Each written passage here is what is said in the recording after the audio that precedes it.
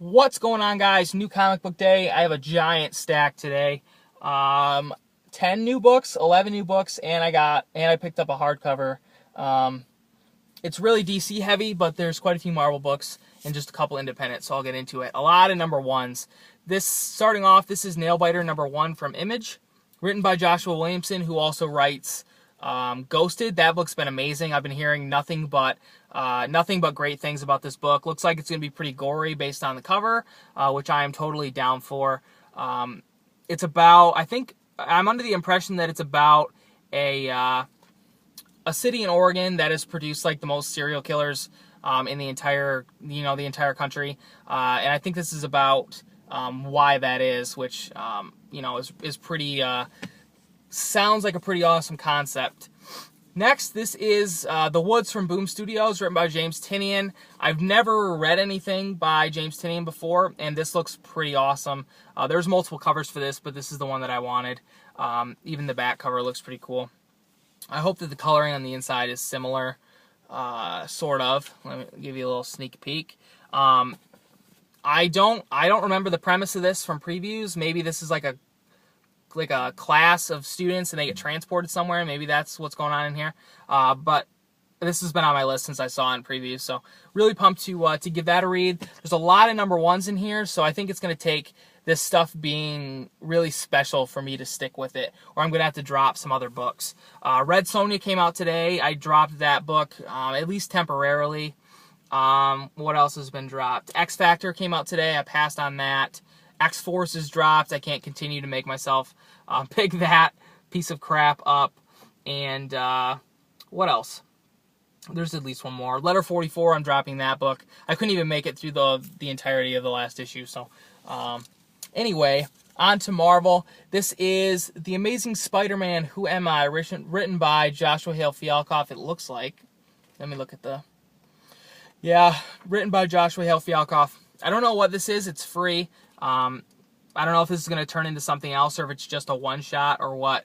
But I decided to give this a shot. It's free. I actually picked up a copy of Amazing Spider-Man number 1. I found one of the variants for cover price, so I decided to snatch it up. I haven't read that yet, but I'll give it a read and see if I want to give the next couple issues a shot. I've never pulled Amazing Spider-Man, so we'll see. This is the graphic novel that I talked about. This is a Marvel original graphic novel, never saw single issues. Written by Mike Carey, art by Salvador Larroca. X-Men No More Humans. This is also oversized, which I think helps as far as me picking it up. I like oversized hardcovers. This is about what would happen to the X-Men if there were no humans left, if they just all vanished.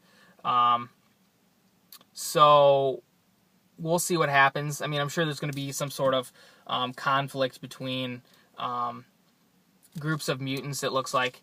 From the back. So excited to get into this. Love me some oversized graphic novels.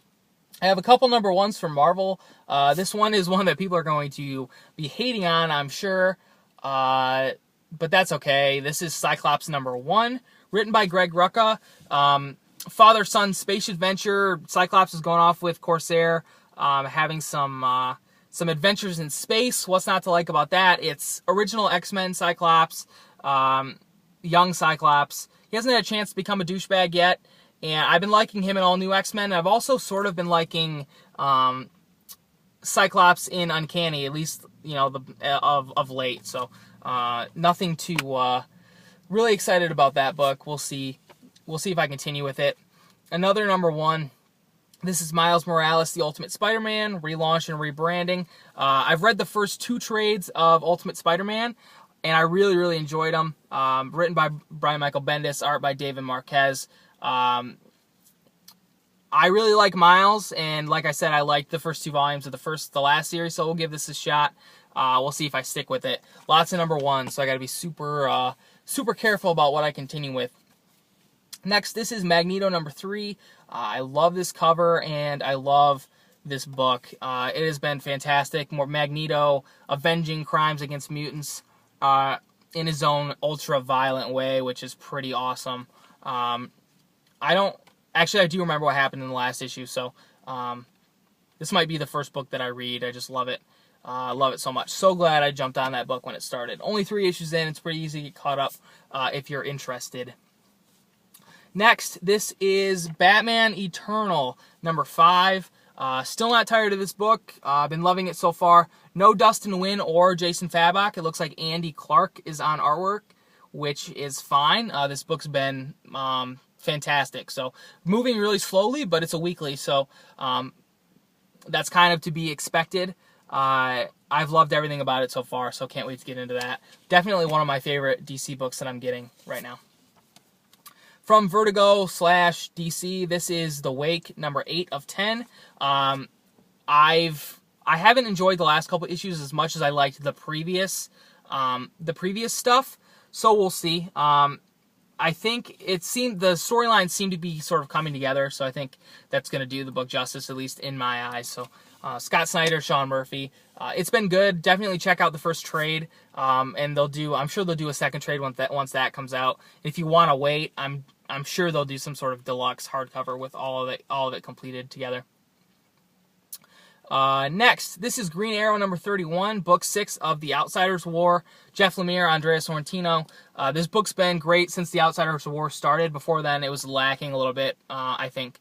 But this Outsiders War has been really, really cool. What has me worried moving forward is once this Outsiders War storyline is done, we move on to this this stuff back in Seattle that they've been dealing with. They've been showing on the side every once in a while, and I really don't care about that. So I hope that this book stays good, but I'll be prepared to drop it in the next couple of issues if it gets boring. I'm not gonna stick around if it doesn't continue to be good. But since the Outsiders War has started, it's been fantastic. Next, from DC, this is Swamp Thing number 31, written by Charles Soule.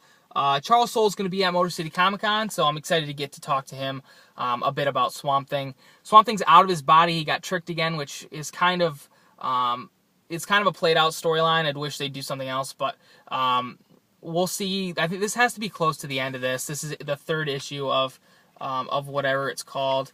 So we'll see. The artwork inside is always fantastic. Such a great book. Definitely suggest it. The Gift of the Serene, part 3 of 3. So issue after this, we'll get a new storyline. It'll probably be a good jumping on point if you're interested. And finally, from DC, this is Batman Detective Comics number 31. Manapul and Bucceletto's 2nd issue. From looking at the art, number 30 was amazing. The storyline was a little lacking, in my opinion. I thought it was a little boring, to be honest. I mean, the last page was pretty awesome, but you can't judge an entire issue just based on how interesting the last page is. So I hope it gets better. I really want to stick with this because I love Manapul and Bucceletto's work on The Flash, and I'm sure they're going to do something interesting with Detective, but I would prefer it to be sooner rather than later because I have to, we're paying $4 for this book, so we'll see. But I would still suggest checking it out, if not for Manapul's artwork alone. It's a great book. So anyway, that's all that I picked up this week. Lots of books. I don't know what my week's like next week. Hopefully it's smaller because Motor City is next weekend. I'd like to save a little bit for that, but we'll see. Thanks for watching, guys. I'll be checking out some videos in the next few days. Take care, and I'll talk to you guys again soon.